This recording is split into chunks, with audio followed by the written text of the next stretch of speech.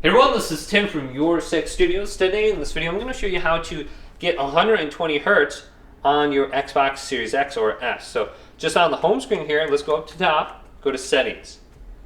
Then go to General TV and Display. Now we have the option right here for refresh rate. We can just bump it up to 120 hertz. That should be the easiest way. Now if it doesn't allow you to do that, what we want to do is go on over to Video Fidelity and Overscan. Then we can go to Override for HDMI. Unless you have a DVI cable connected to your monitor, choose that option. And then your Xbox, you're going to probably have to shut it off. It's going to say no signal. Just hold down the Xbox button and then turn it back on. And it's going to launch into a low resolution mode where there's going to be huge black bars and it's going to be all blurry.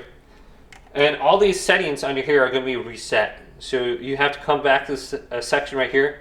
Video modes, and you need to choose allow 4K, allow HDR, auto HDR, 50 Hz, allow auto low latency mode, and then you should be able to bump the refresh rate up to 120.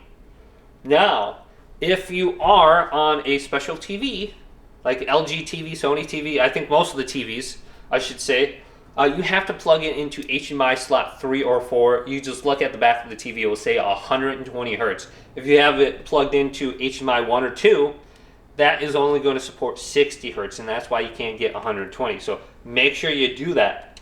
Now, another thing is if you're trying to play a game and you're trying to get 120 hertz, a lot of these games you have to go to the in-game settings as well. So let me launch into Call of Duty Warzone or Black Ops, either one. Once I get past that home screen, I can press Options, go to Settings here, go to Graphics, and here's 120 hertz. Make sure it's enabled, and you should be good to go. And I'll turn on my settings for my LG TV. I love LG TVs. This is just the coolest thing. I can see 120 hertz or frames per second right there. It's at 4K.